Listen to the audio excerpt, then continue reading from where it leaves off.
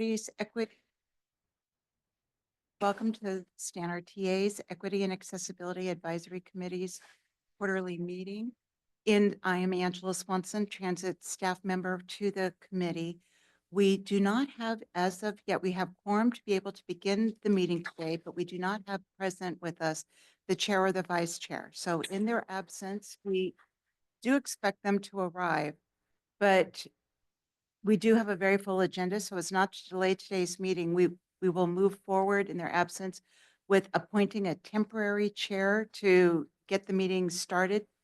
And then if Caesar or Jacinta arrives, they can just step right in and take over the meeting at that point in time. I'm going to hand this over now to legal counsel, Monica Streeter, to explain the process we will use to appoint our temporary chair for this morning. Thank you, Angela. You were doing so great. So as Angela mentioned, in the absence of our chair and our vice chair, we do need to appoint another member of the committee to serve in that capacity for today's meeting. We would just need a simple motion and a second to appoint someone, and provided that you are all in support of that, we would hand the gavel over to that lucky individual.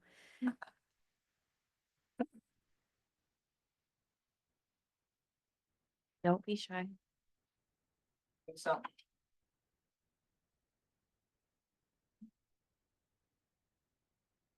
I cannot do it because I'm going to leave early. So I'm happy to name someone if someone wants to volunteer for that. Okay, I make a motion to appoint Angelica. Do we have a second? I'll second. Thank you. All in favor? aye. Are there any Aye. opposed? Terrific. Well, thank you, Chair. Appoint Gamboa.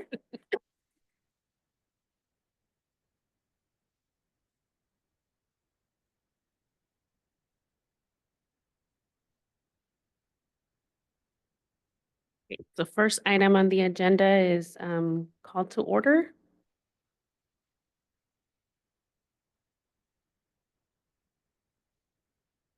We're going to go ahead and move forward with roll call. Michael Wood, Here.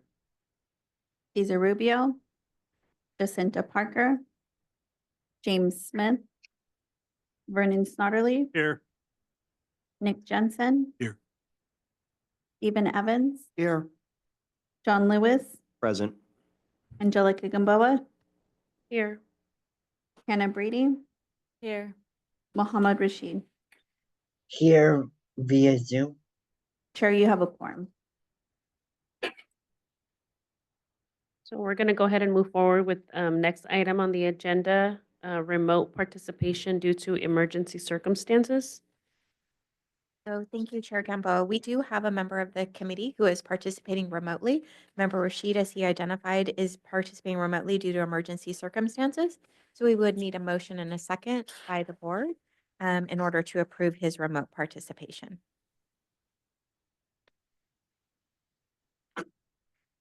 I move.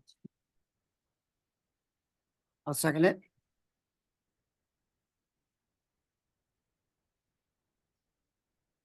All in favor? Aye. Aye. Any Aye. opposed? Thank you. That passes unanimously, so Member Rashid can participate remotely. And because we do have a member participating remotely for any action items, we would need to do that by way of roll call vote.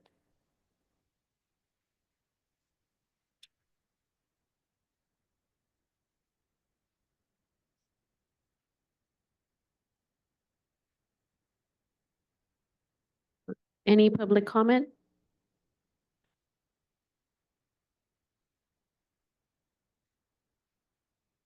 All right, with seeing nobody has any comments, we're going to go ahead and move forward to the consent calendar.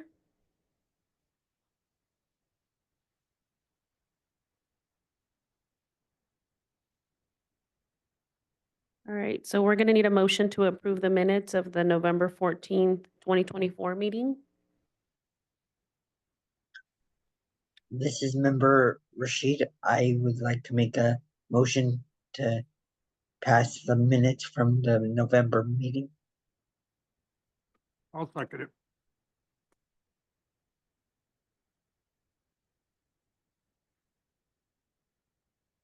We're going to go ahead and do a roll call vote. Michael Wood, Yes. Cesar Rubio, Jacinta Parker, James Smith, Vernon Snodderly, Yes. Nick Jensen, Yes. Stephen Evans, Yes. John Lewis, Yes. Angelica Gamboa, Yes. Hannah Brady, Yes. Mohammed Rashid. Yes. Chair, you have a yes, 8 vote yes, motion passes.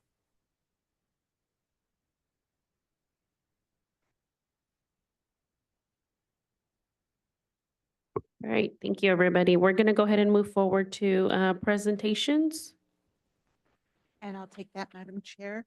We are very lucky today to have with us 3 members of a community coalition that have just completed an important transportation study looking at needs in our community that incorporates public transit, that we let them know that you are one of the important voices at STAN-RTA to really help inform our efforts. And whenever we have something that is going on transportation related in the community, we want to bring it to your attention, get your feedback on it, and move forward. So this is the product of the Community Transportation Needs Assessment Findings for the City of Modesto and Empire. It's promoted by the Valley Improvement Program. And we have Ms. Bianca Lopez. And Bianca, would you introduce the rest of your team for us? Yes, Take it away. it's just a correction. It's Valley Improvement Projects, and that's the name of our nonprofit organization here based in Stanislaus County. And today doing the presentation with us is Ali Cooper with EV Guide, and the project lead on this project is Edgar Garibay, sorry. I always say that wrong. I just want to give you a quick introduction to Valley Improvement Projects. I am the co-founder, one of the 2 co-founders of the organization. We are based here in Modesto, but we do work in the northern end of the San Joaquin Valley. We focus on social and environmental justice projects. They range from, a lot of our projects are about air quality, and so transportation is one of those air quality concerns in not just in our community, but just Central Valley wide. And so our projects vary from pesticides to zero waste, but today the presentation that we are focusing on is a clean mobility options grant that we received to do a transportation needs assessment focused in 3 census tracts. And I'm going to let Ali give you all the details. If we are going too fast, please just let us know. And if I can get Ali Cooper to come and do an introduction to EV Guide before the presentation, that'd be great. Great, Thanks, thank Ali. you. Thank you, Bianca. First off, thank you so much. Delighted to be here. Ali Cooper with EV Guide Analytics. EV Guide is it's an acronym that stands for Electric Vehicle Get In, Drive Everywhere. We work in partnership with the California Air Resources Board, California Climate Initiatives, and the California Energy Commission. Since 2020, we have conducted community transportation needs assessments from Sacramento to San Diego. So we're in quite a few communities. And I would like to first just acknowledge the great work and leadership of VIP and ensuring that very authentic community voices were heard through this process. I think I'm happy to sort of just dive right into the findings. Maybe if we could move to the next slide. So what we did here, next slide is fine as well. Just want to sort of ground what you're, yep, forward, please. Yep. I think we have the wrong presentation here. Yep. Oh, this is the executive summary. Yep. Yep. This is executive summary of the, we're gonna, Ms. Swanson, we're gonna email you. This is not the correct presentation. We're gonna email you the correct presentation now. Go off of this. I can, although folks aren't gonna be able to see what we're talking about. We'll take just a moment because we've had 2 of our members arrive at the meeting so we can get them Sure, seated. absolutely. And that'll give you a time to get the presentation sent over. Thank you. Thank you. Thank you all for bearing with us.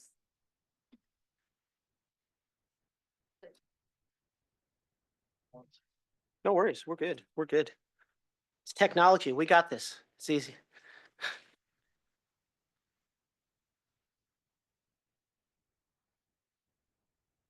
Good morning.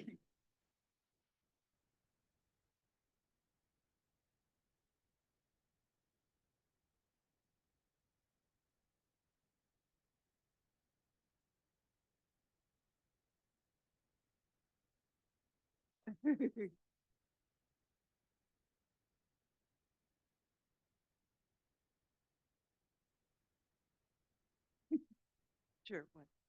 Explain that transit system.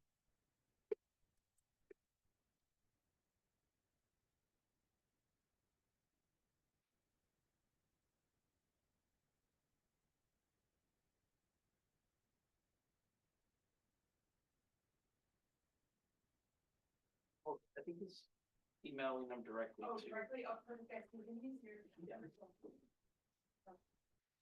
Thank you, Edgar. Thank you. Well, Bianca's doing it. Oh, thank you, Bianca.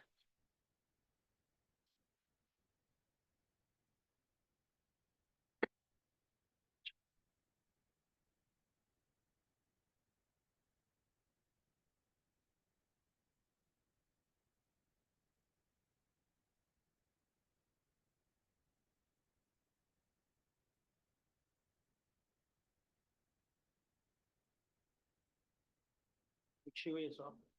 Was it chewy? At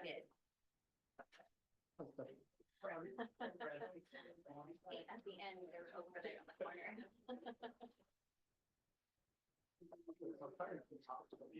That's probably why. So.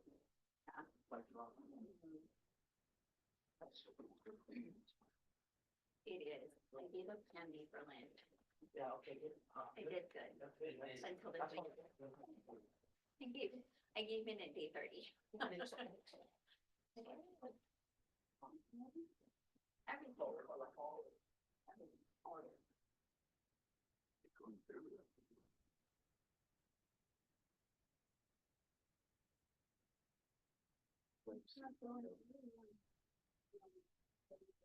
Yeah.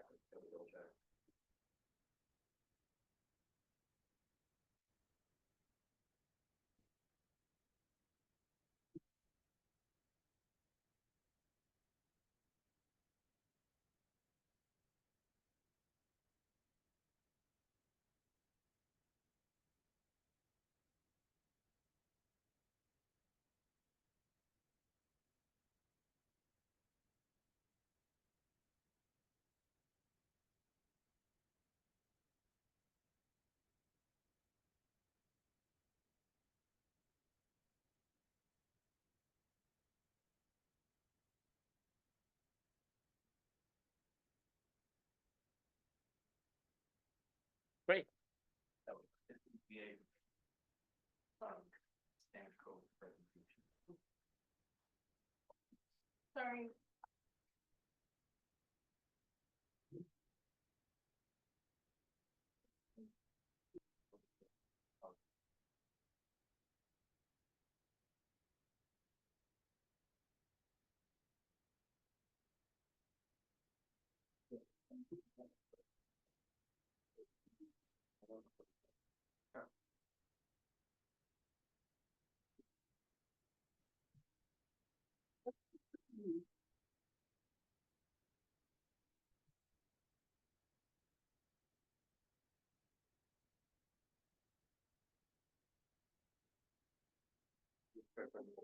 That is the correct presentation. Thank you so much. Perfect. As we're preparing to move back into the order of the meeting, just to announce, Ms. Reader, we need to update the roll call, have Valerie update to reflect that we've had 2 members come, including the chair.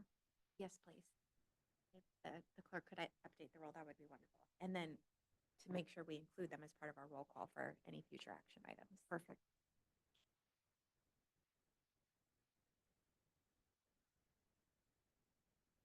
Michael Wood, Here. Chair Cesar Rubio, Jacinta Parker, James Smith, Vernon Snodderly, Here. Nick Jensen, Here. Stephen Evans, Here. John Lewis, Here. Angelica Gamboa, Here. Hannah Brady, Here. Mohammed Rashid. Here. Chair, you have a quorum.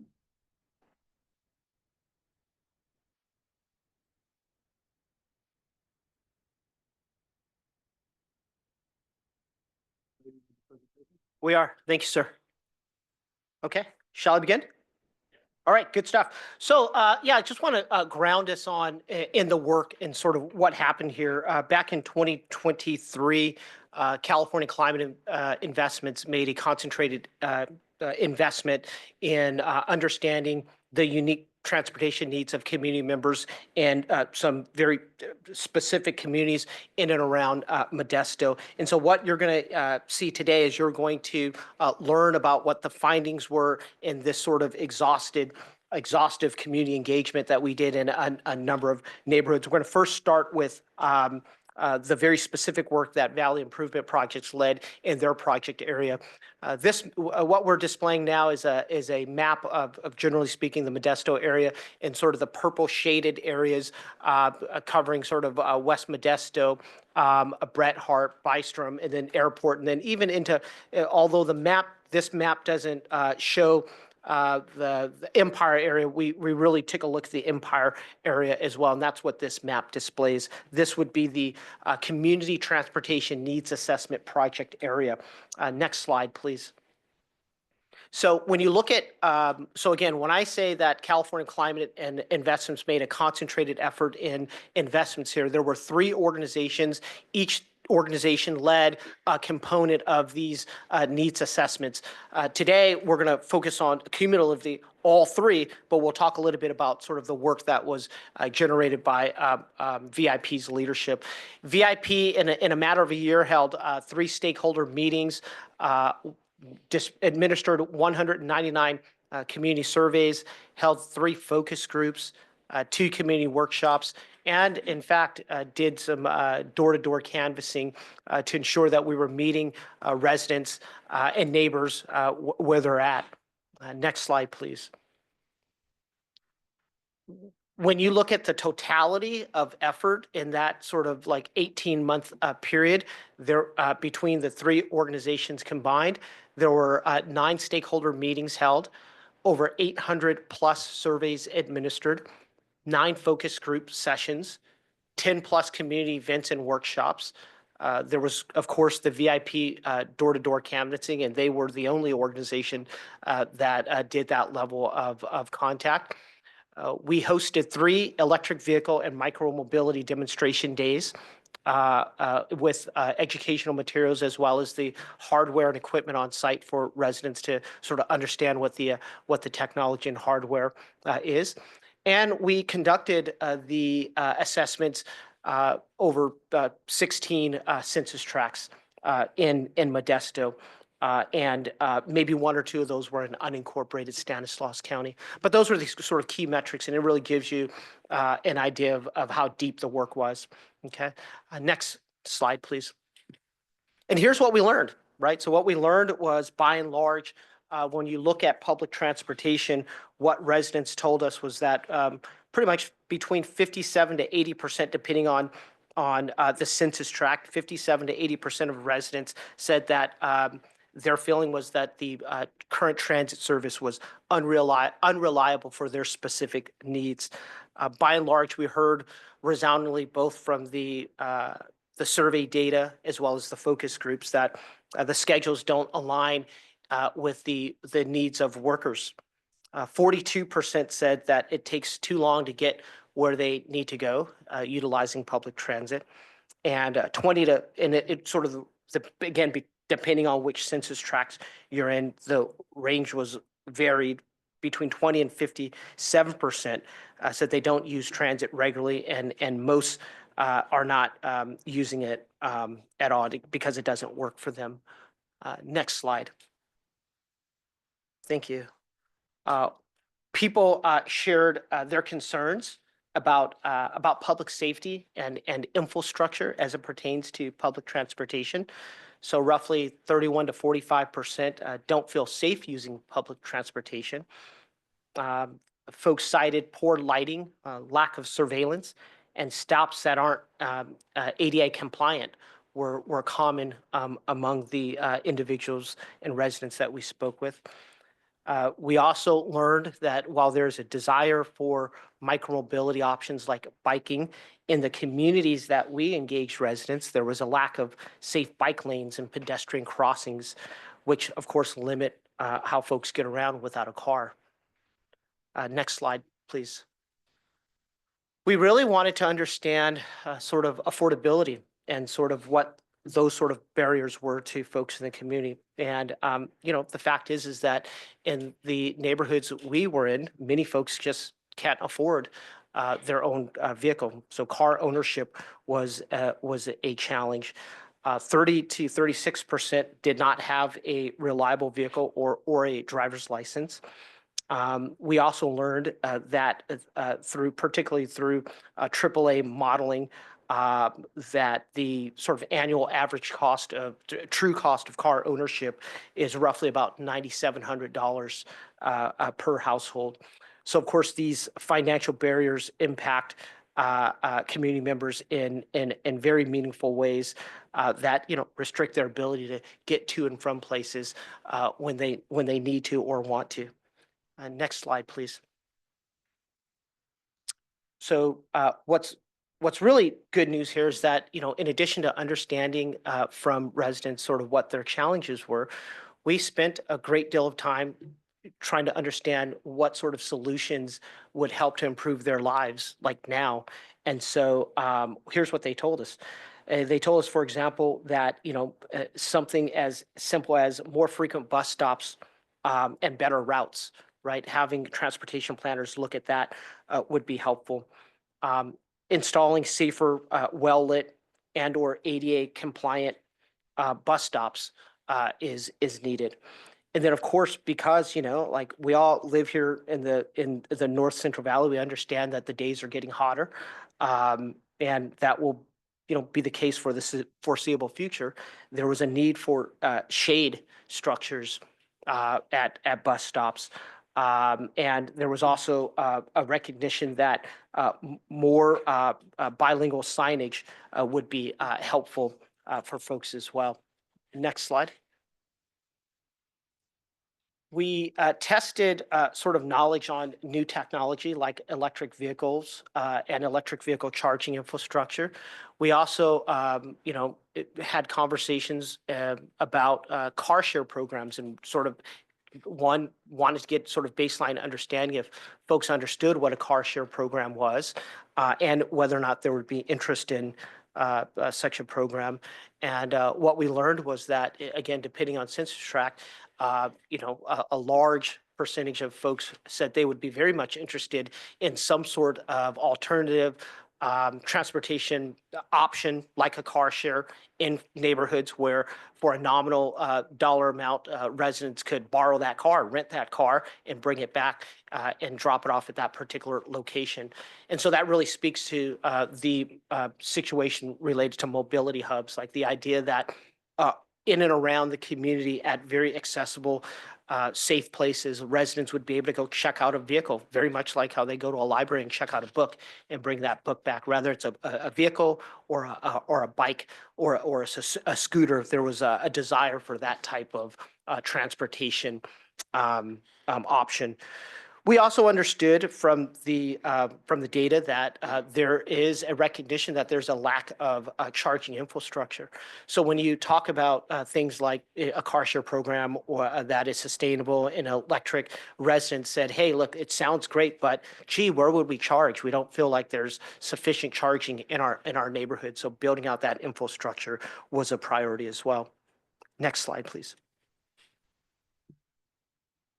We also heard that, you know, there was a need to engage community members in a thoughtful way related to long-term mobility planning in underserved communities. And when we talk about mobility planning in this context, we were talking about clean mobility, so zero emissions vehicle sort of mobility. And so rather that is, you know, a transit agency transitioning and shifting their current fleet to electric or the use of electric vehicles. That was something that the community understood.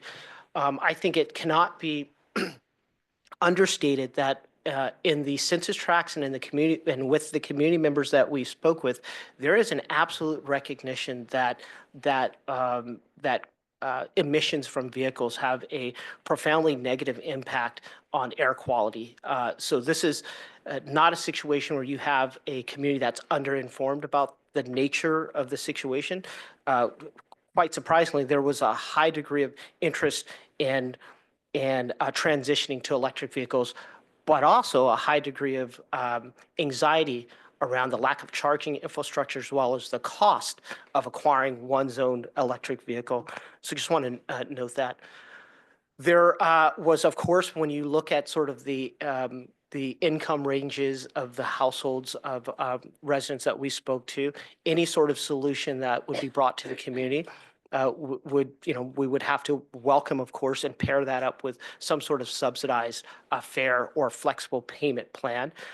We also know that when you talk about things like a micromobility or a scooter share program or a bike share program or a car share program, where it's essentially a self-service program, oftentimes in order to book, schedule, and pay for that transportation, you're using a smartphone, right? You're using some sort of a tool. And so there's a recognition that not everyone has that tool. So there needs to be some sort of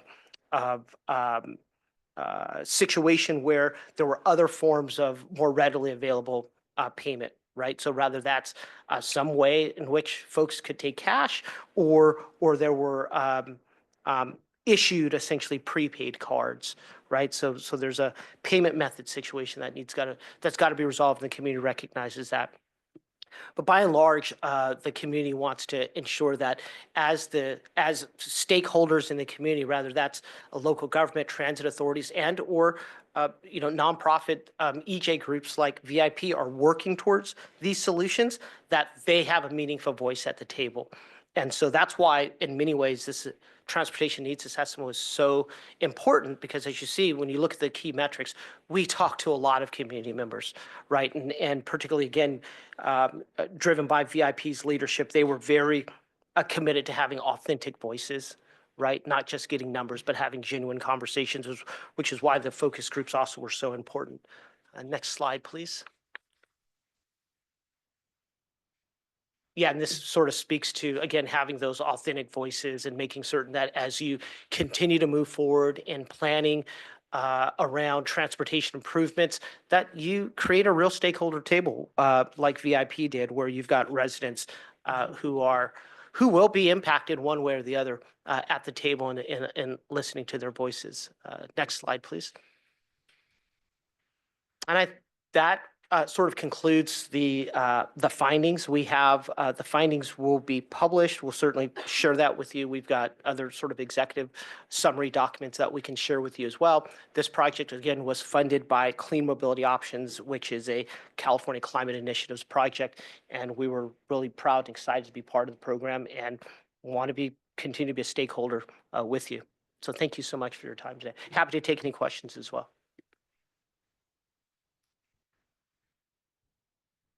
Have any questions from our members? Yes, sir. Thank you. Yeah, first of all, thank you so much. This is an incredible effort, so I really appreciate all the work y'all put into this. I guess I just had a couple questions. My first question was about, so a lot of the concerns that were expressed about like lack of, for example, like fixed route transit service and just lack of transit service in general, how much geographical information do we have about that? Like, do we have that down to a census tract level? Or? We do. We have that down to a census tract level. We can come back and share very specifically sort of which bus routes folks are talking about, right? So yes, we do. Yeah, that would be awesome. I'm sure that, yeah, they'd appreciate getting And information. we have both qualitative and quantitative data, right? So because we've got the data from the survey itself, and then of course, Edgar led multiple focus groups in various neighborhoods throughout the project area, right? So we've got just really good conversations with folks as well. Totally. And I was also wondering if, so I know, yeah, y'all mentioned there's several different census tract areas. You mentioned that some of them are unincorporated. And I'm just wondering if any comparison has been done yet, or if you think it would be doable, like in the future, not necessarily by you, but just by someone with access to that information, to compare that like more comparatively to other parts of the city to see if there are sort of disparate impacts in these particular areas compared to other areas. Yes, absolutely. And I can tell you just like anecdotally, like we know it to be true just sort of based on just top line data, right? Did you want to speak to this? Yeah. So, look, here's what I would say. I'd say coming into this study, um, we had assumptions on what the gaps would be in communities. And, the assessment confirmed those assumptions. We knew there would be gaps. We knew there would be challenges. The study confirmed those challenges. And so that's sort of where we're at. Gotcha. Thank you. And then my last question was just, I wonder if you could say a little bit more about what it looks like to have one of those electric vehicle borrowing kind of hubs. Like that sounds like a really interesting option, especially given that maybe I know I've heard in the past sometimes, fixed route might not be the best option for certain, especially really remote areas, but maybe this EV mobility hub would be a way to get people much more reliable options for how to get into town and stuff like that. No, I think you're absolutely correct. Look, this is not rocket science. It's pretty easy stuff. We've got plenty models from across the state where other jurisdictions are investing in these mobility hubs with, say, electric vehicle or micromobility solutions. One example of this would be across the state, a number of the air quality management districts have worked with local stakeholders to identify, let's call it a park and ride lot. We're at that park and ride lot, the air quality management district, in partnership with the community, have quite literally placed electric vehicles in parking stalls with charging infrastructure, and residents in that community, right, can rent those cars nominally. Sometimes it's $5-6 an hour. Those electric cars run their errands, bring the car back. We have situations where these same organizations have partnered with the county library system. And so you go to a library and you check out a book and it's, you know what, I want to check out that Chevy Bolt as well. I'm going to use that for a day, right? And so these are programs that are up and running in jurisdictions all over the state of California. And I think aspirationally,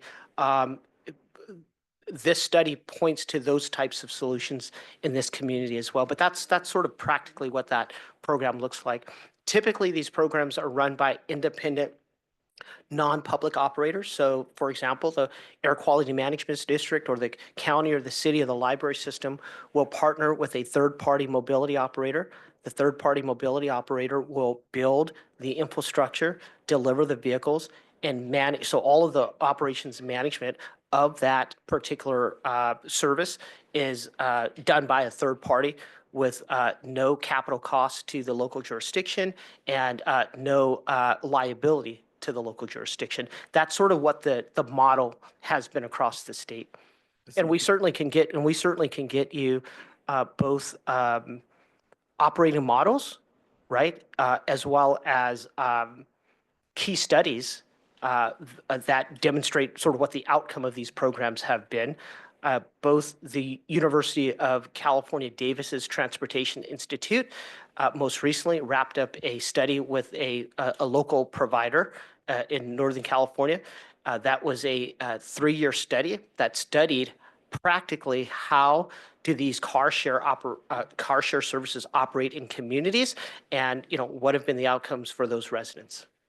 That's awesome. And just one very last quick question, sort of just along those same lines. Do you know of any examples I guess I'm wondering if it's mainly been deployed in like more rural or more urban contexts? It's a really great question. Since 2017, the California Energy Commission has made investments across all types of communities. So we have good data from both rural communities, suburban communities, and urban communities where you have higher density, populations. This stuff's out there. Mhm. Of Thank you so much. course. I got some comments. I'm a longtime EV car user, wife and I. Okay. Austin, Texas has what's called zip cars, Yes. little cars. You pay $9 a month to just be a member. And then your smartphone and a credit card, and you go find a car, you drive it. That's right. Hard to steal because once you hit a designated barrier, the car stops and calls the cops on you. That's right. That's right. California seems to be, my opinion only, is behind in all this, and Texas is far ahead on this. EV chargers, there's plenty of them around. I own a 2025 Ford Mustang EV right now. Actually, my wife will, she won't let me near it, but I do get to ride in it. Yeah, she's probably smart. If you sit out front here, like I'll sit out front waiting for my bus today, and you'll see people going by on, Yeah, they're just very expensive. yes. I'm an old geezer, you know, I need a EV trike, you know, right now they're about $3,000 for a big boy for me, and when they start coming down, I'm gonna buy one, you know? And, you could use an EV bike to get to a bus stop. Well, pro tip especially for you, in the next couple of months, the California Air Resources Board will release a new funding opportunity for grants for EV bikes. They're releasing that soon, yeah. I'm sure. We all will. We'll at least try. It's competitive. I mean, it's amazing how far we've come. Sure. But it just seems to be, we're behind we're behind the rest of the world, and you would think California.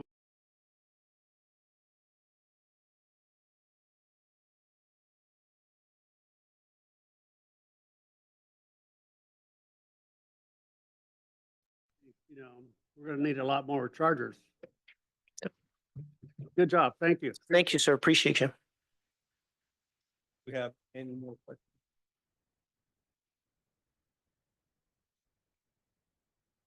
We have a question from Marshall. Yes.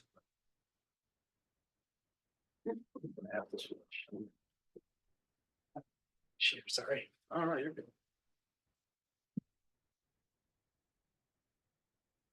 Okay, Ron McMurtry here. Thank you, Mr. Chairman, members of the committee. Just little things, bug in the ear type stuff. Yeah, one of my concerns that I've been thinking of in the last year regarding the perception, whether the perception's true or not, about buses not being available is people in kind of dire circumstances. I particularly think of women's issues, women that are in oppressive situations and they don't see a way out. If you see buses coming around more often, they might like grab a bus and go get somewhere. I know there's services around, but if they don't have access to a car. So, you know, there is a civil rights issue going on here with that. I don't know how to deal with that because there's a whole, well, how do we outreach to these women? I don't know. The second thing is I don't know if things have changed, but I listen to a ton of podcasts. I go down all kinds of rabbit holes. And one of the outstanding issues about charging facilities is, yes, there need to be more of them, but the charging times are still long. So people are waiting in line longer than it takes to wait to get a tank of gas.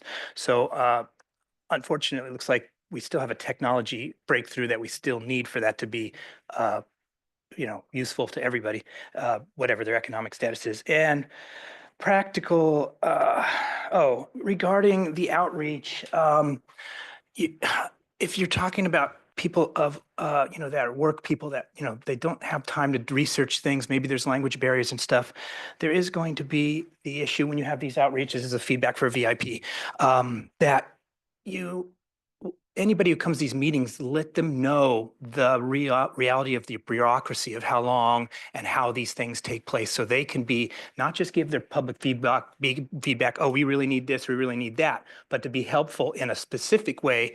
Oh, this is one of the reasons things are slowed down. We need to get this project done or whatever. Make them feel educated, because otherwise you just get angry people, you know, who are struggling, and you just make the social situation worse. So yeah, realities of how government works would be a good part of the outreach. Thank you. Thank you. If I may just respond to the last comment specifically, when Valley Improvement Projects does outreach to the community, we really focus on the disadvantaged communities. And so these are the working families or the people who don't have a job. And so they are already upset. But bureaucracy systems or bureaucratic systems do take a long time. And I think people do already understand that. And so that's why in our presentation, I think maybe, I don't know if it was clear, but we have some low-hanging fruit on some things that, at least from our perception, looks like low-hanging fruit about adding lights, making sure that people can feel safe using the routes, even if we were just waiting a little bit longer at these bus stops. But the underserved communities, I feel like they do understand the delay because we've been waiting for decades. We've been asking for bread and butter. Infrastructure also prevents people from using clean mobility options, even if it's just walking, right? So our sidewalks need some serious, some of these communities don't have sidewalks. And so it's not a safe time, or in certain times of the year, it's not safe for them to walk, or it's not accessible. And so I think I appreciate the comments, but disadvantaged communities are historically disenfranchised and left behind. So that we are upset. And I think that's just a general feeling from those communities. Thank you.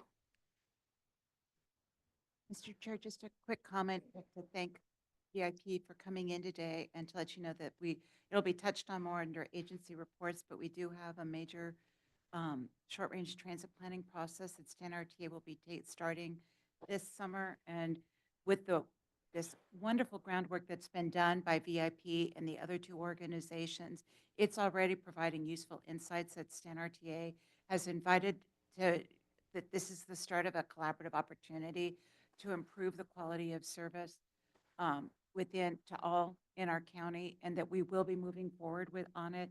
And I'll touch on that item a little bit later, since this was just a presentation and a report. But we want you to know that we welcome that, and this will be the first of many opportunities you will have over the next year and a half to be engaging with us.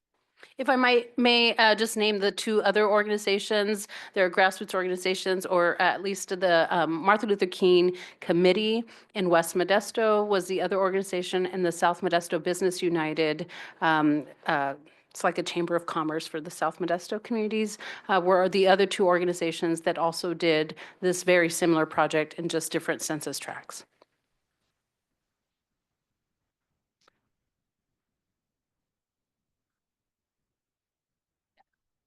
Thank you for that. Your time. Let's see, what do we have? 7A. This is our motion to recommend the board of directors approve by resolution of the revised passenger conduct policy. I'll be taking that for you, Mr. Chair. We are bringing back to you I think this is the third time that it's been on your agenda. And I've distributed the hard copy of the changes that were recommended. And those have not changed since you last saw this in January. No, it wasn't January, it was at the November meeting, our last meeting that we had. What's happened since then, and I can run quickly through and I will summarize what we've been working on since we first started talking about this almost a year ago, was to allow process to be happening with the union, with the contractor staff, following up with FTA changes that were being implemented in some California legal regulations that are being looked at because of the uptick in dangerous assaults on transit operators, in particular in the state of California. Can I go to the next slide to just do a quick summary of what we've done through this process? So the reason that we keep the code is we have to have rules of conduct so that we can hold people to them. It sets our expectations. It provides for due process for warnings and suspensions so that we treat those that write our service with respect and appropriately. It gives our process to remove people from service, and we do review it annually. Next slide. And then within that, there are several publications that comprise our policy and that are shared in English and Spanish and with our public, which includes the rules of the bus, our passenger conduct policy, and our no-show policy, which is for our demand responsive passengers, who the primary problem there is generally not misbehavior, but a waste of resources by not taking trips, by just not showing up for them. Next. And so the security concerns that were prompting the changes that we started looking at in July of 2024, which had to do with the fact that we wound up issuing a total of 34 suspensions. That is a huge uptick, where as we went into the pandemic, we would do less than 10 a year. And those generally had to do with people being too loud on the bus, people not paying their fare. What we saw now for the top suspension causes for fighting and assaults, that's become the predominant one, sexual misconduct or violence and disruptive behaviors, which generally refers to assault against transit employees or our security agents. We have needed a lot of cooperation, which we are starting to get from the educational community around student misbehavior. That's been a large driver of the uptick we've seen in violence on the buses. And then that we'd had and are still dealing with getting law enforcement support on board. And that's been the journey that I'll update you on as part of this, but we are still on in trying to provide better security, more rapid response when there are incidents that are happening on the transit system that impact safety and the perception of safety at our bus stops and on our buses. Next. And then that's interesting how that did. Mental health is one of the underlying issues that we do deal with the number of unhoused that ride our buses and rely on us and trying to care for them and for others. So the next slide. So options we talked about is that, and that have been incorporated, and again, it's been in this draft, and that we have reaffirmed this through our work, which was connecting our policy more closely to the California codes to make people aware that there are legal remedies that we seek and that are the source of our enforcement. It's not just this is what we would like to do. This is what California says and stands behind us. Next. That we've updated the appeals process. One of the things we had done, modeling on what the BART system, the big four transit agencies, particularly BART, use in the state, is that when where they were neglectful of that someone could be put on a suspension, but then the appeal would be drug out so slowly that before a person's appeal was heard, they'd have gone through their whole suspension process. So these agencies had previously, so they're required, only those four big agencies are required to allow people to be on the bus. So you get suspended, you can ride the bus or rail until your suspension has been, your appeal has been heard and decided. What we're finding here is that it's got a quelling and a very negative impact because someone who has hit you as a bus driver one day and assaulted you can get on the bus the next day after they've been awarded the suspension, and it was causing a lot of negative consequences for our riders. We have set up a straightforward appeals process, but remove the opportunity for the rider to stay on the bus, but put onus on the transit agency to make sure that we do a quality due process that processes it rapidly and attends to it that way. Next. And then we are distinguishing actions for more clearly for what actions generate warnings to improve your behavior on the bus versus suspension. Previously, our language said that we will warn you, but we do have the right to suspend. Now, especially when we're seeing sexual misconduct and violent behavior on the bus, it's you will be suspended. And then these are the categories that warnings are for. Next. So, and this shows the warnings on the left of what we typically saw most commonly, in fact, don't want to blame it on COVID or what happened with the pandemic, but we really have seen a startling change. Food or drink use on the bus, cell phone usage. We would long for the days when we could get back to the being upset at someone for just being very loud or yelling on the bus or smoking or vaping on the bus. But we still see it, and we still see graffiti issues and the like, but these were very low level offenses, and these still remain warning offenses where we let people know you can have up to 2 warnings within 60 days before we would ever consider suspending you for it being chronic behavior. Suspension, though, we more clearly articulate in the plan now, fighting assault of our staff, any of our staff members. If you've had multiple warnings, theft, disruptive behavior, dangerous behavior, and property damage, all of these things are more clearly, and these align again with California law and the federal directive that's been issued by the Federal Transit Administration. Next. And then again, a little bit more on aligning what we have done. And this came from, go ahead a little more, James. There we go. So this was something that we, the best thing to do sometimes is to take advantage of what a larger agency has done, and in leading it was that they talk about that operating, interfering with, in this way, entering onto or climbing on or in the property, facilities, or vehicles owned or operated by our agency without the permission of approval of the agency interfering with a coach operator or operation of a vehicle or impeding safe boarding or lighting. Next. Extending any portion of the body through a window. Believe it or not, this is becoming a real problem with people like trying to reach outside of the bus in a manner that may cause harm or injury, or throwing an object under the vehicle. So, and committing an act or engaging in behavior that may, with reasonable foreseeability, cause harm or injury. These are all just to show you how far the Public Utilities Code goes in what's defined as behavior that's subject to legal removal from buses and property. Next. And then we can go on further. So that we've been aligning this more. Keep going. Slide.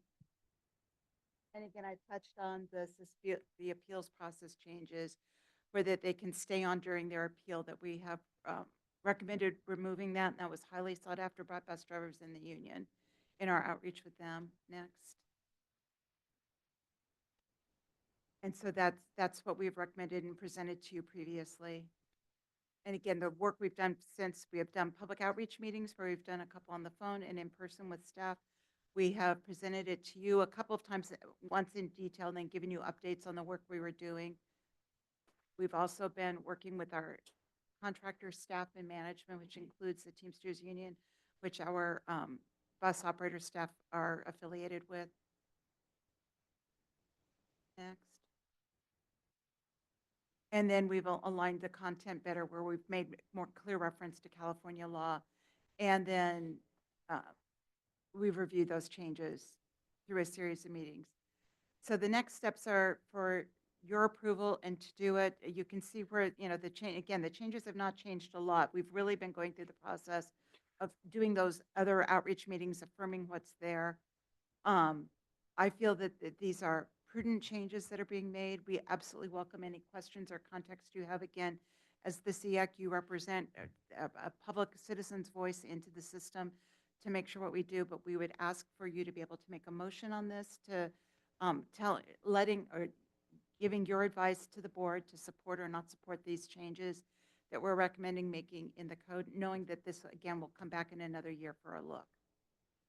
And that's my presentation. Thank you. Sir. So, I think the changes are fairly reasonable. Is, how long would it take for the appeal? Is that pretty, like on the same day or? We generally, so people are served their notice. It gives the contact information for the agency. They are also given a full copy of what the appeals process is. And in the letter, it says the phone number and the email to reach out to. I and a couple of others in the office will serve as the appeals officer to make sure we have someone available. Our process is to have it done within 5 business days. Okay. And then, the first stage of appeal looks to find, are the facts as presented accurate? And that's where we look at and we generally only have a suspension, an appeal of a suspension, not an appeal of a warning letter. But even with a warning letter, people are invited in, they can come and look at the videotape, they can see the evidence that was provided in a statement from a driver, security, or other witnesses. If a police report was filed, we note that in the letter and in the contact that was given to them so that they can respond to that. But so the first level is factual. Is everything we presented, do we believe it is fair and accurate? And if so, that's upheld. That information is shared with them. If they choose to appeal more and feel that there is new information that needs to be shared, and that's why we make sure it's done within less than 5 business days, then it's done where they can bring in new evidence that they feel contradicts what's been presented, and then that appeal is done and is final. We have never had an appeal take more than 10 days. Generally, we do it within 1 to 2 days because we don't want people to be left hanging out there and not understanding what needs to be done. And again, we had 34 suspensions last year. We are not BART or LA Metro or SF Muni where, there may be hundreds of these cases going on at once. We average like 1 or 2 people a month that has been suspended and that we're working with on this situation. Thank you. So what do you think, guys? Do we Any further comments or questions? I would motion to adopt. We're, for the motion? Yep. I'll second it. Do you have a motion? You can take more comment From our members or the public? We do From- have a comment from a member. from a member. Yes.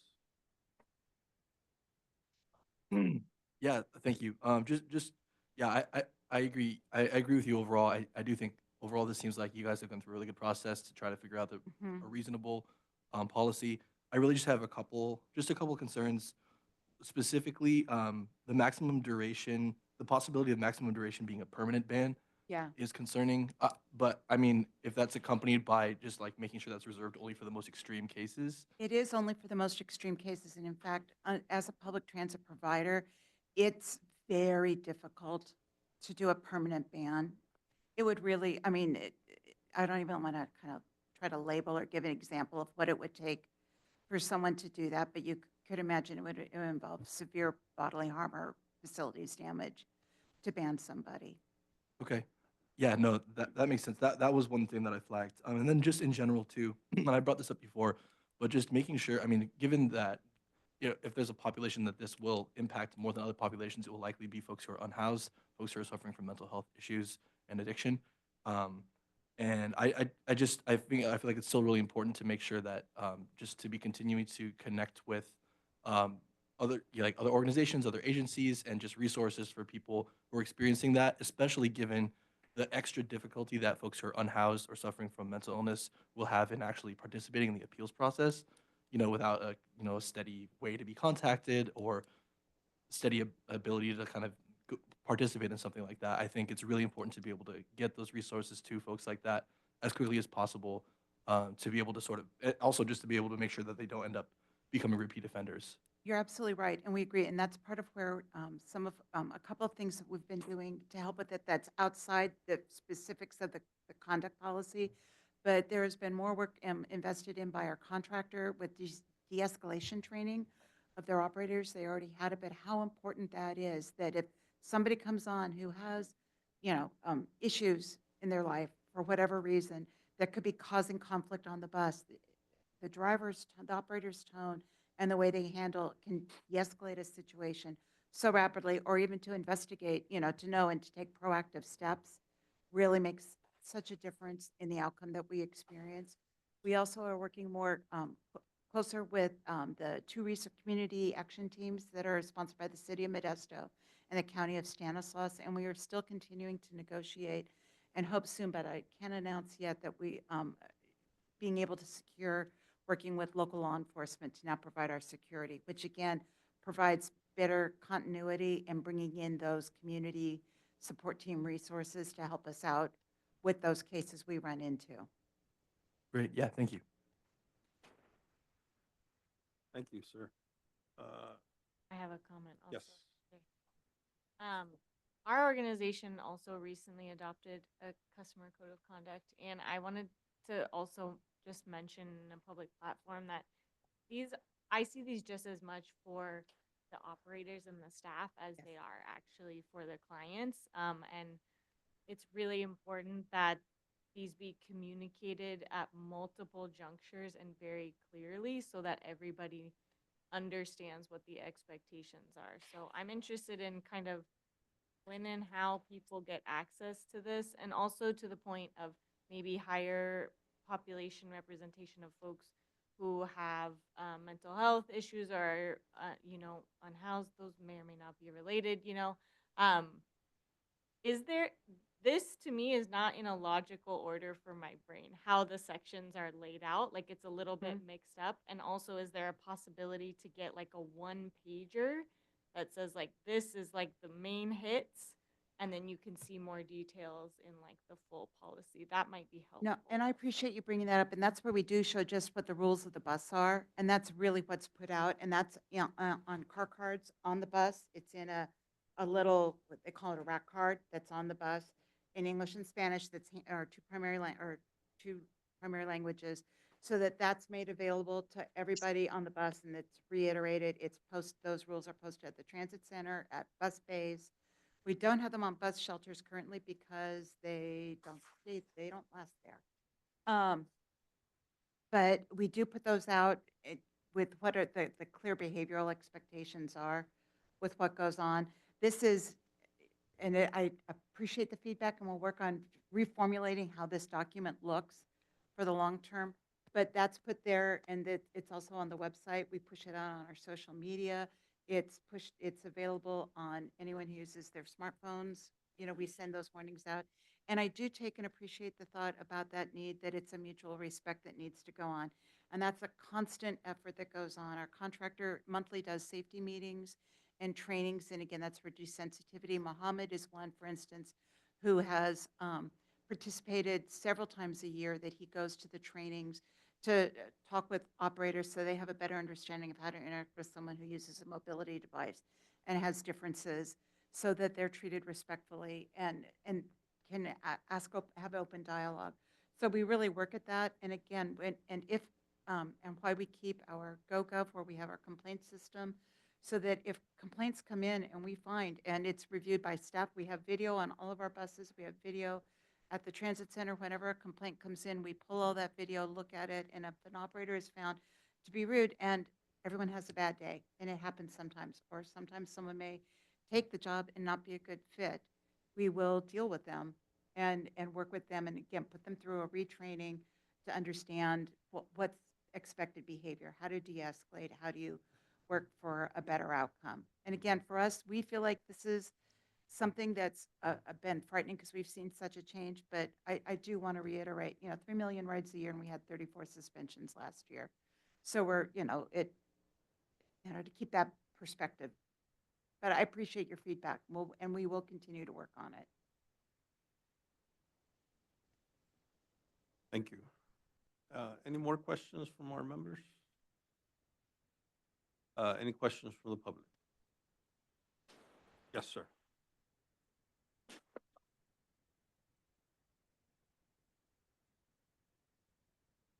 Thank you, Mr. Chairman. Ron McMurtry again. I just have a quick thing for Ms. Swanson. On your list of things that trigger warnings versus things that trigger suspension, I noticed you have property damage on both. Do you have different kinds of distinctions of property, or did you forget to remove it from the other list? No, there really are distinctions on what level goes on. I mean, when we have someone that tries cooking meth in a porta potty and catches it on fire and does damage to that, compared to someone who's caught leaving a mess in a public toilet, Oh. really different situations. So both can trigger a warning.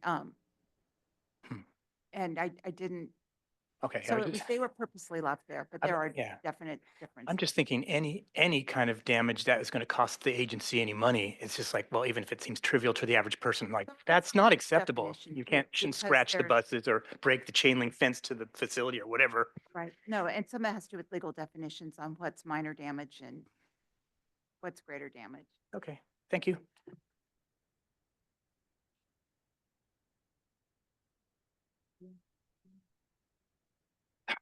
Okay.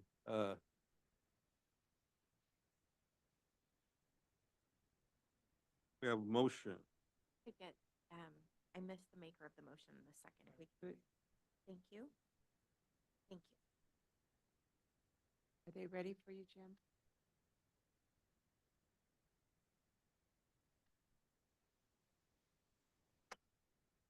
Okay. So we need a roll call. Okay, let's do roll call. Michael Wood, Yes. Cesar Rubio, Yes. James Smith, Yes. Vernon Snodderly, Yes. Nick Jensen, Yes. Stephen Evans, Yes. John Lewis, Yes.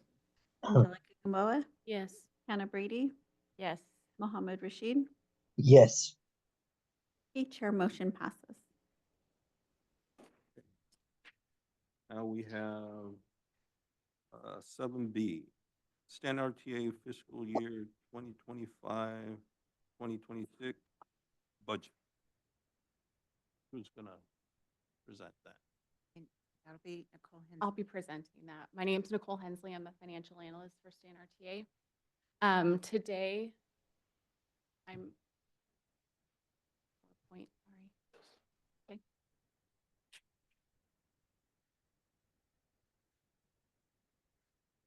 Thank you. I'm proud to present Standard TA's fiscal year 2025-26 approved budget. Next slide. First, we'll go over fiscal year 24-25, which we're currently in, and we'll be finishing up in months. The fiscal year 24-25 budget highlights include a total budget of $123.3 million, which is comprised of $46.6 million for operations and $76.7 million for capital projects. Our revenue sources include State of California, which is sales and gas taxes, Federal Transit Administration funding, Measure L, which is a local sales tax dedicated to transit, fare box, and then other miscellaneous revenues. We are projecting to end the fiscal year with a 2% reserve. Hopefully that's true. Next slide. If we're looking at the bigger picture for our fiscal health, there are definitely some challenges we're going to be facing. So some of those include, as you guys I'm sure are all aware, increased cost to services and supplies, the uncertainty with the federal government and the administration of our federal grants. Many of our revenue sources are flat due to declining resources. We do have, looking into the future, the potential of our Measure L funding declining due to the ACE rail arriving in Stanislaus County. They'll take a share of that Measure L revenue that we receive. Next slide. So now we'll go on to the fiscal year 25-26 budget, which was approved at the March 27th Board of Directors meeting. Next slide. Operations budget, the revenues for 25-26 include a total of $47.2 million and are comprised of federal, state, and local funding. The Transportation Development Act funding makes up about 73% of our projected or our budgeted revenues. This includes $28 million from our TDA claim for the fiscal year and $6.5 million in carryover from previous fiscal years. We also budgeted to receive $8 million in various FTA grants, $1.3 million in LC Top to fund our free fare periods, and we expect to earn $1.5 million in fare box revenue. In addition, we also received state of good repair funding and Measure L. Next slide. This slide represents our operating expenditures. It's based on classifications, obviously. As you can see, our operating contract with TransDev comprises $31 million, which is about 66% of our total budget. Fuel and vehicle maintenance is about 20% of our budget. Services and supplies, 4%. Salaries are 6%, and internal services are 4%. Next slide. Just some highlights for the operations budget. There's an increase of $1.8 million to the operating contract based on expected increases for the revenue hour, the cost per revenue hour, a slight increase in revenue hours for demand response services. The fuel and vehicle maintenance have small increases based on variable fuel costs and the expectations of an increase in the maintenance labor rate. There is an increase in salaries due to merit increases and a 2% COLA, cost of living adjustment. The transit center has a proposed budget of $1.6 million, which is a 39% increase from this current fiscal year, which is mostly due to, as Angela had kind of touched on, law enforcement and security services, video surveillance, maintenance and repairs, and utilities. There is actually a surprising decrease at the Amtrak station, always good to see. It's just based on a decrease in services and supplies needed there. Their rideshare program has a budget of approximately $264,000, which is an increase of $14,000 over the current fiscal year due to salaries and benefits. Next slide. Now we'll go over capital projects and the capital budget. Capital revenue, as you can see, consists of far fewer revenue sources, but a much higher number. There's 47 million in SB 125 revenue, which will be used for our operations and maintenance facility. 33 million in Transportation Development Act funding, 645 in federal funds, and 2.2 million in state of good repair. Next slide. So if we're looking at capital project expenditures, there's 63.5 million currently budgeted for the operations and maintenance facility, 5.7 million for revenue vehicles, replacement of revenue vehicles, 5.2 million for equipment, which could include equipment on vehicles at the transit facility, various equipment inside the administration offices, 3 million for bus stops, which includes replacing shelters, cleaning them, replacing vandalized equipment, 2.2 million for vehicle rehabilitation, and 2.2 million for the projected transit hubs, and 550,000 for operational studies. Next slide. So here is a list of all of our ongoing capital projects. We have a few replacement vehicle projects coming up or that are currently ongoing. APC, which is an automatic passenger count replacement, an upgrade for some of our fare box equipment, the transit operations and maintenance facility. We only actually have one new capital project, which is an organizational and salary study for Stan RTA itself. Next slide. That concludes my presentation. I'm happy to take any questions. Thank you for that. Any questions from our members? I have one. Yes. Yeah, so thank you for that presentation. My only question, I guess, for today is about the bus. So it looked like bus stops got 3 million, and so I'm wondering about how that usually gets allocated. I'm wondering if there's any kind of an allocation strategy, especially given some of the findings of, for example, the presentation earlier today from VIP regarding just the lack of bus stop, like safe bus stop infrastructure in a lot of these particular areas. Just the distribution of unsafe bus stop infrastructure can really be disproportionately affecting lower income and unincorporated parts of the county. So I'm just wondering if there's like a strategy for how to allocate that money toward those improvements.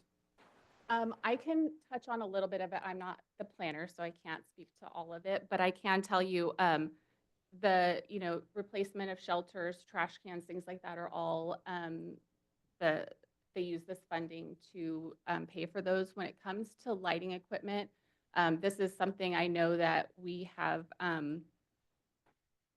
It's a struggle. There's a lot of vandalism. We purchase solar powered lights for the shelters and for bus stops, and sometimes within a few hours, they're vandalized and stolen. So it can be a very expensive venture to keep those lights there. We obviously need to come up with a better solution, which we're working on. But yeah, it is all of that safety, making sure that the shelters are clean. We have they get pressure washed on either a daily, weekly, or monthly basis, things like that. And Nick, just to add to what Nicole said, she's absolutely right. We do, under Title VI, we are required to make sure we analyze and look that we divide the assets between what we consider to be our minority routes and our non-minority routes. And so the plan looks at making improvements throughout the system. We do about 30 bus stops a year, if we're lucky. The cost to improve a bus stop from between 30,000 and $1.5 million a bus stop, depending on if we have to do improvements, for instance, like we're doing along Hatch Road, where we're having to make a safe stop in series. And to do it, and we've had to do permitting and go in to do something like that, so that we do distribute them, and we do have 1,400 bus stops in this system. So we're slowly but surely making improvements at all of them. We do look to make sure they're divided, and lighting is our biggest challenge that we run into, because as Nicole said, we're at the point we're not sure what to do about those. So for the lighting, like what kind of vandalism? Are people just like wrecking it for no reason, or are they like stealing it? They're stealing it. steal it. Nick, I see. we've actually had people saw off a bus shelter and carry it away. They What? will, That's a lot of work. they'll be actually installed into the roof of the shelter, like an actual component of the shelter itself, and they will climb on top of the shelter and dismantle it.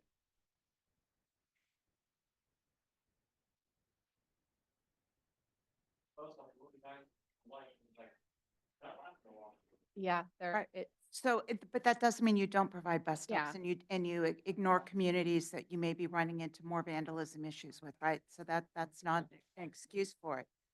So.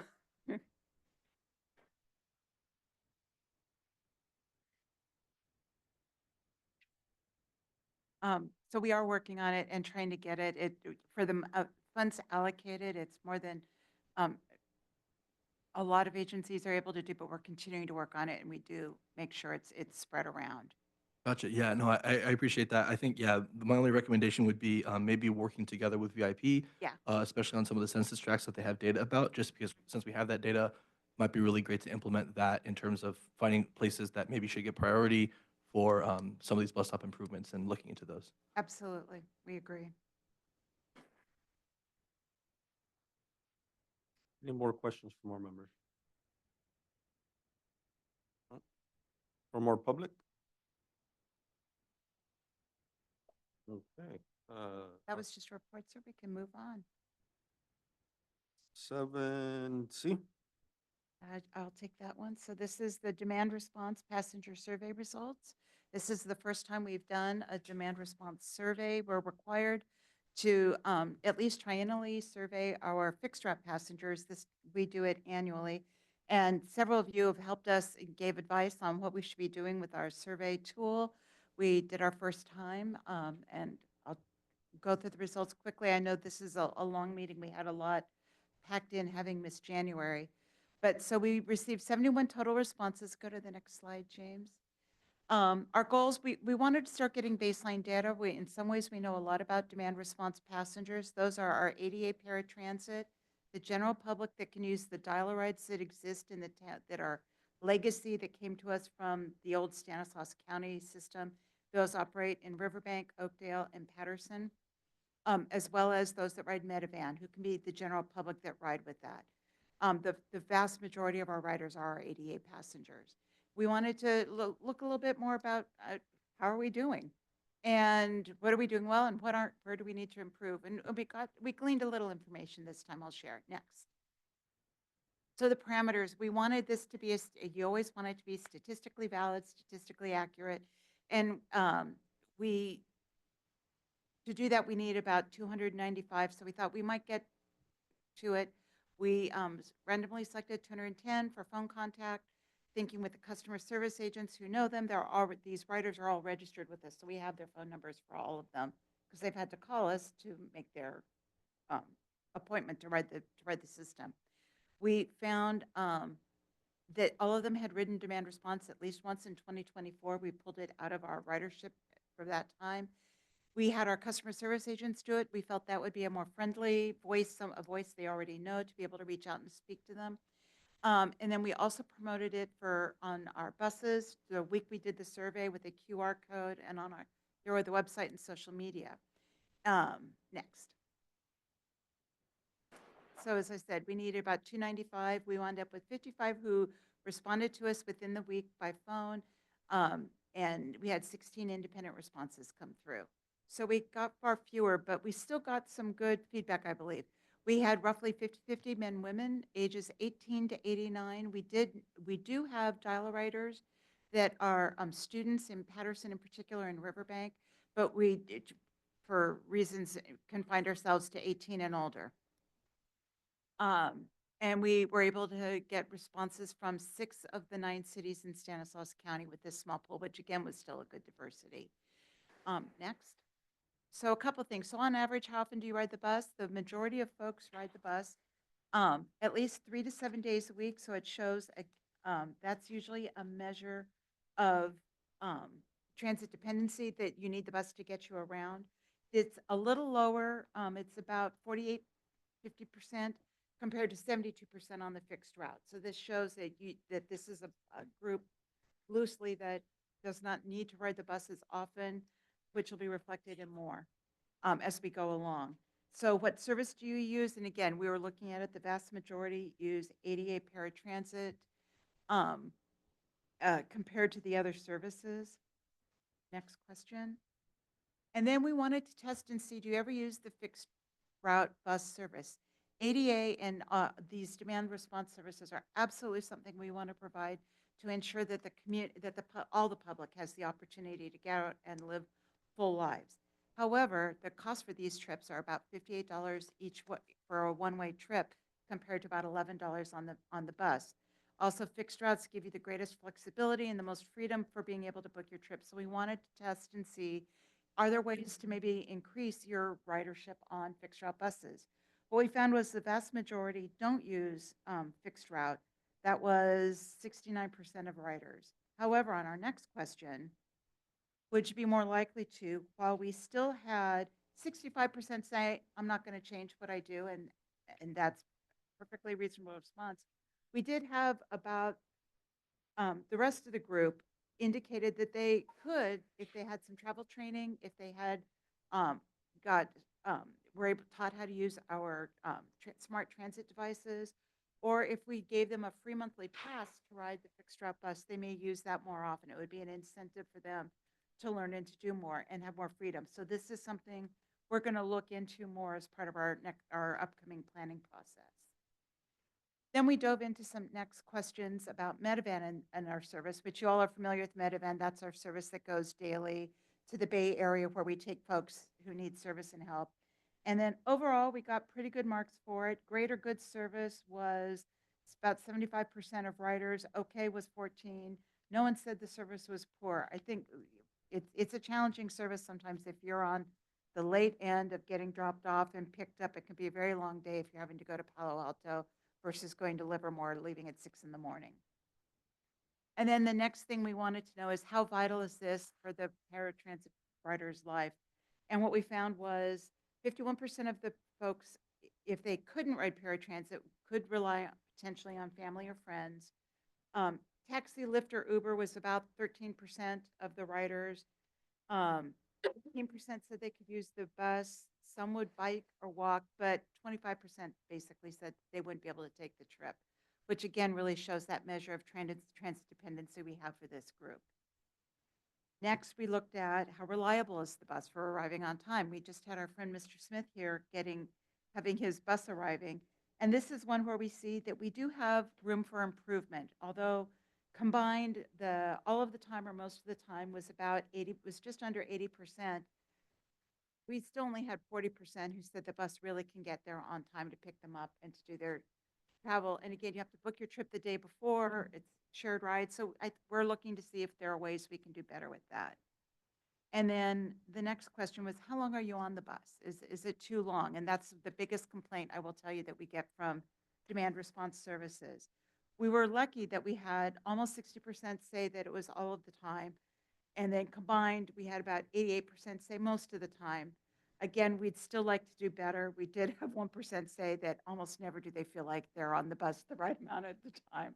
So actually, I like that measure because it shows there's honesty there, right? We could take a complaint when that happened. And then how are customer service agents doing was our next question. And looking at that, and I was really pleased to see that we got really high marks there, about 75% of the time, that they felt like they're really getting good advice. I will tell you the biggest breakdown we get is when our customer service hours end, and our dispatchers, in addition to making sure all the buses are going where they need to go, are also picking up the phone and trying to answer customer questions. And that's where when we probed on this a little bit, we found that's where the biggest disconnect happens. And later in the evenings and in the late afternoons on the weekend when we aren't staffing the phones. And so that's something we can look at. How is it to make, question 12, your trip planning?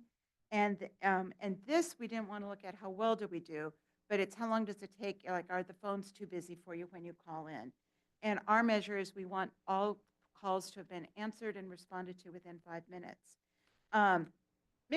Mixed feedback here. We had about 12% that it takes more than 5 minutes from the time like they call in and then they're put on hold for someone to come to them. The majority, though, were within 3 minutes. So we're doing overall pretty good. Again, there's always room for improvement there. Do you feel it's easy to make your reservation? Do we have a simple, accessible system? For some of the folks that have it tough, these are folks that are trying to, or we found were more likely to be Medivan riders because of needing to combine with their healthcare provider and scheduling it based around when the bus comes around and how the bus is scheduled. That's a little more confusing than booking your trip. But overall, again, we had about, what did that one add up to? 91% of people felt it was easy. And then bus operators, how are we doing there? And again, that came up earlier when we were talking about passenger conduct. How are our operators doing? Our ADA drivers generally are very special people who are good with working with people and very caring individuals.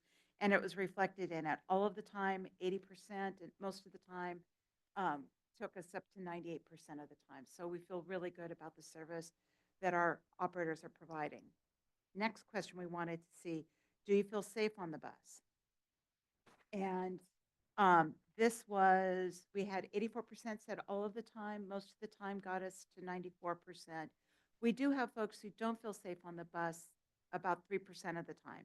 And I don't have good feedback on what caused that. But, again, it's honest, but that shows there's something that we should be looking at for what's causing that.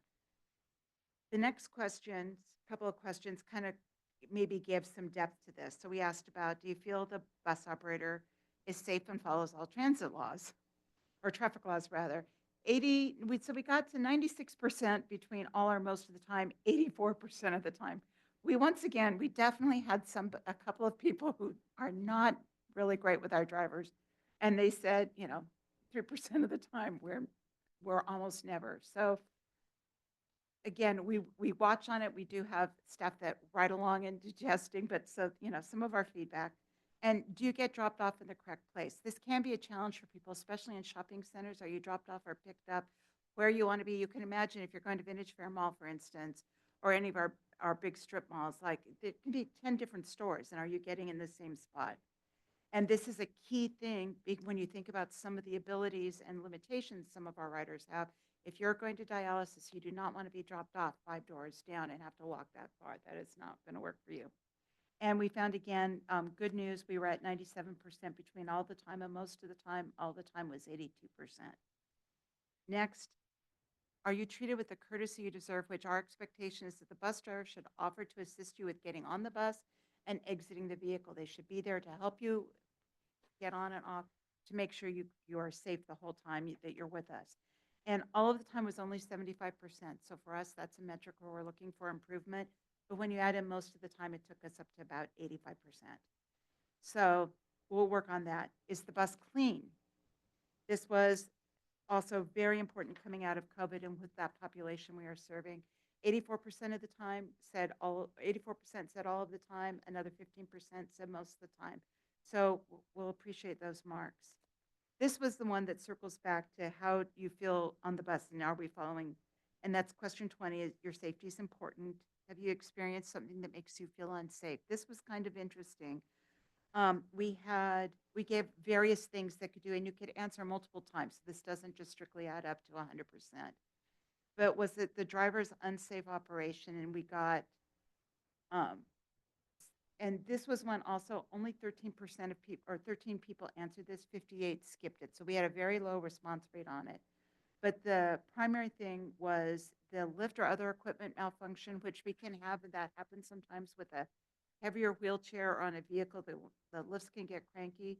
So that's that tells us we should be paying attention to maintenance. The other thing had to do with another passenger's behavior, which was 77% of the time. We do have people with a lot of different abilities who ride with us. So that sensitivity, and again, how the operator conducts themselves on the bus and with having a variety of people riding with them, because they usually have 3 to 4 people with them, can make a difference in someone's comfort. And was your mobility device poorly secured? Was 2 people who responded with that. So while we had very low response, again, this is something that we'll take to our safety trainings to make sure we're constantly reinforcing this. Then we asked a couple of demographic questions. These were not terribly surprising, but they reaffirmed that the largest number of folks were retired, 50% of our riders, students, which includes our day program folks. Most of the time, they'll consider themselves a student. It was 18% of our passengers. Full-time employees were 4% of folks, part-time 7%, and unemployed 25%, which is just, again, a kind of a different group. How many people live in your household? And this is where we found that our demand response passengers, while a majority of them, which was only 29%, said they live alone, compared to our fixed out route riders, they are more likely to live with other individuals.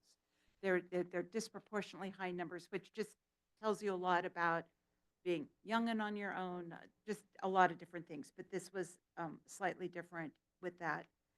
So we saw that they are of a different demographic. Household income. And again, we had several who skipped this question. This was their first time. That was very uncomfortable for many of our folks to respond to that. We still found that this definitely, they are low, tend to be low income, with 55% of folks being within an income of under 15,000 or 25,000. So very low income individuals. If you go up to where, like, for a family of four would be the poverty level, and we do 200% of the poverty level, that would take us up to the yellow bar, which is the 35,000. And combining those three together, that's about 65% of our riders. So again, we are still seeing, that this, even though it's a small sample, I think I'm not surprised to see this response. We wanted to see about English speaking, and we found that most of those who took the survey and engaged with us were, and we did in our randomized sample make sure that we had about 25% those that prefer to have their surveys done or communication done in Spanish, so that we would get at least some representative answers. We only had 7 respondents that said they speak English very little or not at all. Another 3 that said less than very well. So I'm not sure we got a real representative portion on our ridership, but it does align somewhat with what we see on fixed route. What race identity do you identify with? Here, and again, people who use demand response do not necessarily align with what your general population demographics look like, right? That's not necessarily indicative of each other with who needs 88 paratransit support and service. So here it was, the preponderance was white, people who identified as white, non-Hispanic, Latino, 20% Hispanic or Latino. On our fixed route, we find that it's like 45, 45, and then the other breakdowns of the smaller groups that we have. So that was where we see a difference. And then the last question, languages spoken in your home, 98% speak English, 18% speak Spanish in the home. What was interesting was our next highest was Farsi, which is a new, it's still only 2 people who reported that, but that was an interesting shift that we saw that has not been as prevalent on the fixed routes. So that was our first survey. We made sure that any members who use demand response here were given the option of surveying. I know we missed one individual, but so, Mr. Chair, that's the report for you. Thank you for letting me walk through that. Yeah, so definitely demand response is a very important part in my life. I can definitely attest to that. Personally, I like the service. I don't take it as much as I used to because I kind of cut back on my work. But today we used it. It wasn't too late. I mean, it was only about 5-10 minutes late, which is negotiable. I think it definitely has. Any questions from our members? I have just a quick one. I know we're over time. But I just want to put 3 of those statistics into communication with each other. And I think, I'm sure y'all already realize this, but just like considering the overall like low income population, and then considering the county's more widespread, like the way that income breaks out across Right. racial demographics, I would say that it seems like there's a significant underrepresentation of folks who identify as Hispanic who responded to this. And it seems like a very underrepresented population that might be connected to the lack of language access. So I just want to put out there that I think probably more effort in that area is needed. that's something we have speculated on too, and that was one of the goals in trying to get more information in the survey. Um, There's also cultural barriers. We have found from Move, just quickly and anecdotally, that when individuals come in that are seniors and do it, they'll sometimes say, my children or my family members don't want me to get signed up for this because they consider it to be the family job, or that there's a cultural um, priority placed on the family finding a way to take care of loved ones who might otherwise take ADA paratransit. But it is something we want to look into and to do, and this does give us to look at. I think a lot of it may have to do with knowledge of the service being available, even that we're not penetrating those communities well, and that we can improve and work on that. Point well taken. Yes, I agree. Thank you. Any more comments? One more member. Any public? All right, we have item D, capital facilities project. I will run through this very quickly. We wanted to make sure you were all aware of this. James, if you could cue up the slideshow. And I end up standing up to do this because it's a lot of kind of point here and there. Play a little Vanna and you do it. So when our agency was founded, we were, we received, thank you, Valerie, make sure I stay on the record. We are now all 100% in lease space, which means our buses are at the Modesto, the bus maintenance facility that's owned by the city of Modesto, where we have outgrown it. We're busting out of the seams. Our operator is in part in some space there, and also at the transit center in Modesto, which belongs to the city of Modesto. And then our staff are in lease space, which is not bad, but we literally don't have room to park buses. And as we are investing and moving to electric technology, and clean energy, there is no place for electric charging. There is no place for hydrogen fueling stations. We've realized we need a new facility. So it's called the OMF, Operations and Maintenance Facility, which will house all of our functions together in one home. We're in the middle, we have been working for a year on acquiring our site. So what we have been doing as part of that is putting a master plan together, and I'm going to show you what's organized our master plan, because we do need to have environmental approvals, state and federal, and they need to know what is the project. So we've been defining the project. Let's go to the next slide. So let's just keep going. I'll just go right to the drawings. So here's the facility. We are in negotiations, and hopefully we'll be securing within the next several months a site that's 30 acres large. Our master plan has told us we need a minimum of 20 acres. 30 is ideal to give us room to grow. The site that has been planned to be able to accommodate what we anticipate our needs are size-wise for the next 15 to 20 years. Key is for our buses and to be able to be parked, right? You can do anything with staff. We're nimble, but to do it. So what we're looking at is it consists of a maintenance facility, an admin facility, and then for our operations staff. Just to give you a sense, our staff is currently 17. We see, depending on how things go over 20 years, it's going to about 35. Operations, this is with all of our bus operators, all of the dispatchers, all of the road supervisors, the management. That's a group of almost 275 right now. We see that going to about 325 within the period. And then maintenance is to support what we see. We have a fleet of buses right now at 135 buses. We see growing to over 200 easily within the next 15 years. And so this gives parking for 200 buses. This gives parking for 214 people. Again, even though you won't have operators on at all times together, you have shift overlap. So we have to have adequate parking and secure parking for everybody. And this is visitor parking. So that kind of orients you to it. This in the brown is where you come in and where you do the fueling of the buses. It'll be able to do diesel, gas, and the hydrogen fueling that we need to do, that we're planning to use. And then this is where you wash and clean everything up. And then you send them in to maintenance or to bed in their parking stalls. With charging provided here, EV will be provided. We'll be using solar canopies and also water reclamation and environmentally forward-looking technologies. Next slide. So just real quick, maintenance facility, I don't know if you're like me, but there's not, the more detail I get into, the faster you'll go to sleep and want to run out of here. But we're allowing for 12 bays for repair. Again, we're looking forward so that as the bays are kitted out, so that we are prepared to deal with the current technologies we have and the technologies we're evolving into.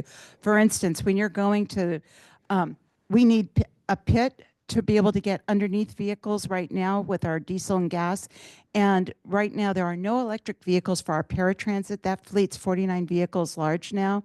There aren't electric vehicles that were capable of doing our service right now. So you still need to get underneath. You need to do oil and gas and oil changes and deal with things. But as you go more EV, it's going to be over here. We have more going on top of the vehicles so that you're literally going to have people coming down from the roof to get on the top of the vehicles. So we're preparing for all that. Tire, lube, all of this fun work, a lot of electronic, where the staff is housed, huge parts facility. So there we go. Let's go to the next. And then this shows with the bus, we're building out to be able to have 2 lanes for washing buses. We wash our buses on one day, even on the next day, and try to keep them washed every other day so that we build in. But the key way you save money and you phase things as you need it is by building the facility, because these are cheap buildings to build. It's the equipment that's expensive. It could cost 100 to 300 to 500,000, I learned yesterday, to do our bus washing equipment for 1 lane. And again, and this is where we do our fueling. Next.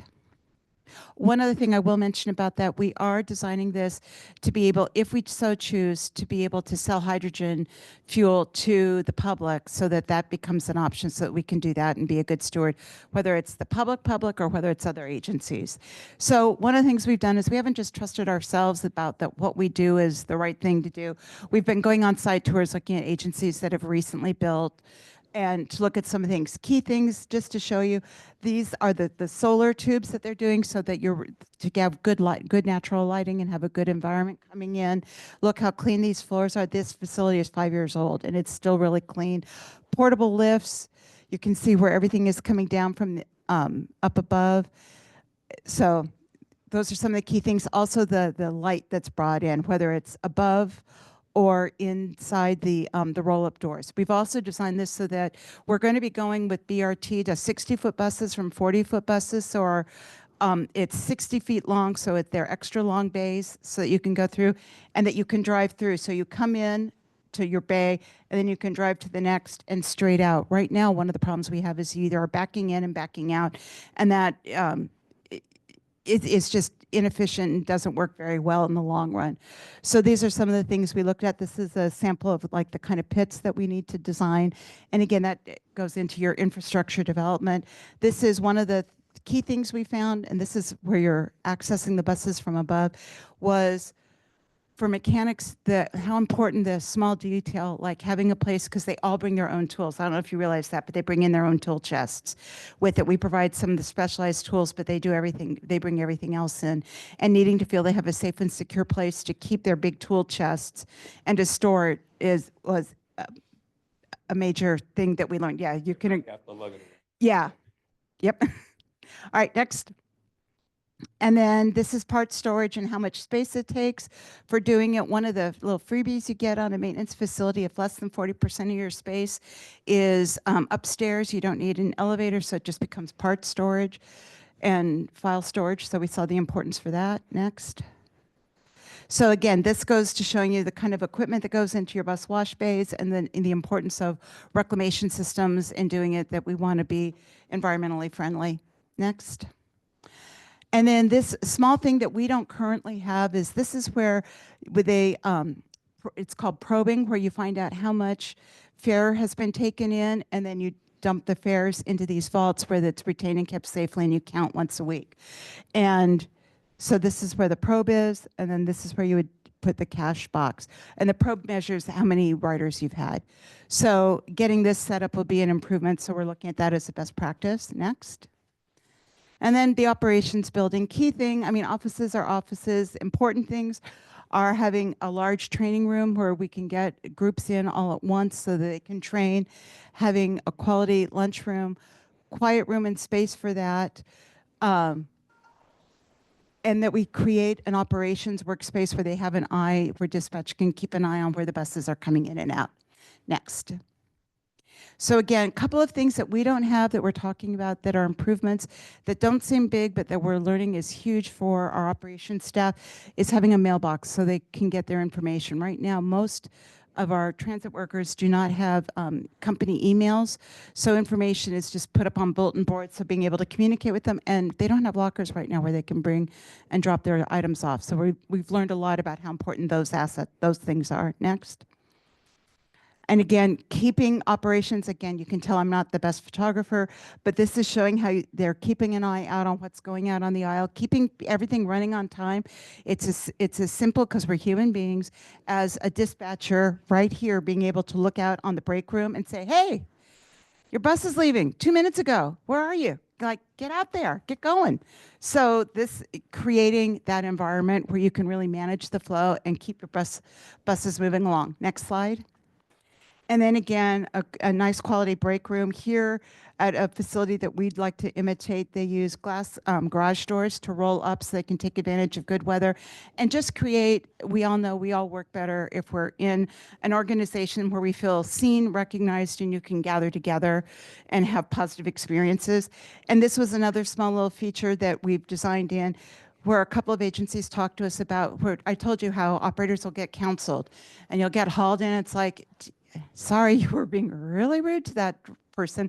Let's look at the video, let's talk and to do it, but to create a space that feels safe, that feels confidential, instead of just going into the boss's office where there's all this traffic and going on and there's no good soundproofing, that creating those safe spaces where you can counsel and keep your staff moving along so that we're all marching toward quality service. Next.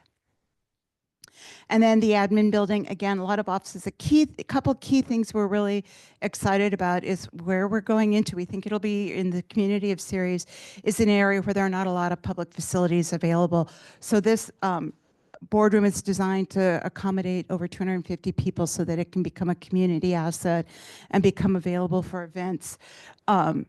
And used, and we want that to be a community base so that people can come in and share our space with us. So that's a key feature that we built in developing our spaces. Next. And then this is a couple of the spaces we saw. This is down in Ventura County in Oxnard, Gold Coast Transit. And they designed theirs. Their facility is used about 10 nights a month by various community organizations. But it's so small that they said we built it to where it can hold 100. We wish we had double or triple the size because there are just groups that would like to meet that can't use it. Next. And then one of the key things is having a safe but accessible facility, since we have been dealing so much as an agency coming in with not inadequate security at all of our lease locations. This is an important asset to us. Next. And then training rooms, never enough training rooms. I think anyone who's part of a large agency knows that and how important that those flexible spaces are. Lessons learned. And then by the numbers, just to give you an idea, our building area is just under 90,000 square feet. Our paved area, because it's all about the buses, is almost 700,000 square feet that we need. And we'll have about 500,000 square feet of landscape, 582 parking spaces on about 28 acres is what we're looking at. Next. So the timeline is to get the site acquisition done in the next several months, to spend the next 18 months in design, and then about 18 months in construction with hopes that we can be moving in late 28, early 29.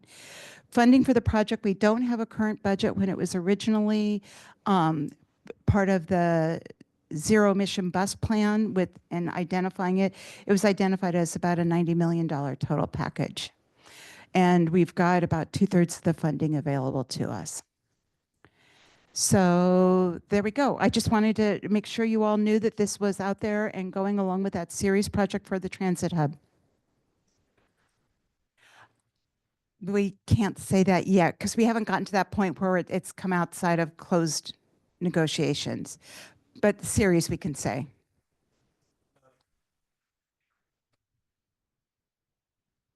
So right now we're about to start on, so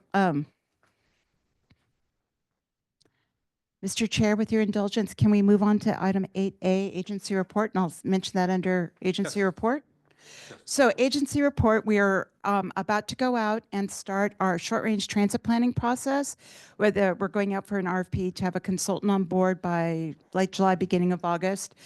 And as part of that process, we are going to do our BRT master plan. That's bus rapid transit, where you've got, it's almost like rail, it's rail on wheels, so that you have bus stops every half mile to mile apart as opposed to every quarter mile. The buses are coming every 10 to 15 minutes, and the buses are 60-foot long, the articulated buses. So we need to get through our master planning for that and then do deep implementation planning. It costs several $1 million to move forward into a project like that with just the infrastructure, not even the buses. And buses, you know, take us 12 to 18 months to get. So that's probably 4 or 5 years out minimum.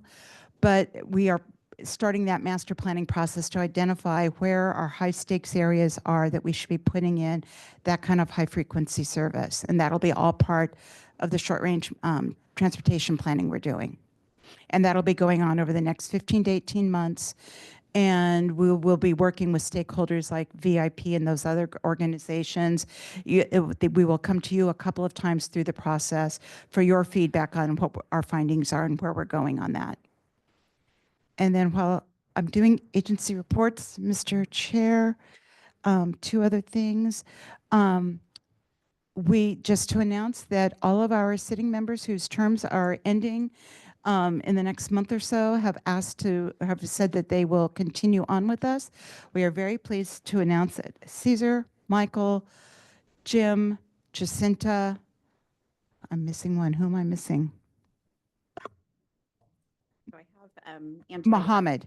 Is that Michael, correct? Caesar, Jacinta, Vernon, Nick, Mohammed, and James. There we go. Have all agreed to come back for their second term of 4 terms they can have. So thank you all very much for agreeing to continue with us. That will be approved formally by our board at our May meetings. You're set to come back in July. One thing we need to do is an ethics/Brown Act training with you all. And the question is, that takes, and Ms. Monica Streeter will lead that. It takes about 2 hours. And we thought it would be, we can give you information and trust you to go do it on your own, but it's a pain in the neck. It may be worth organizing a special meeting to come in and just do that, and that would be the only agenda to do that. Would you all be interested in doing it that way? Just wanted to get a feel for how you'd like to approach it. We would not do that in July, probably in August.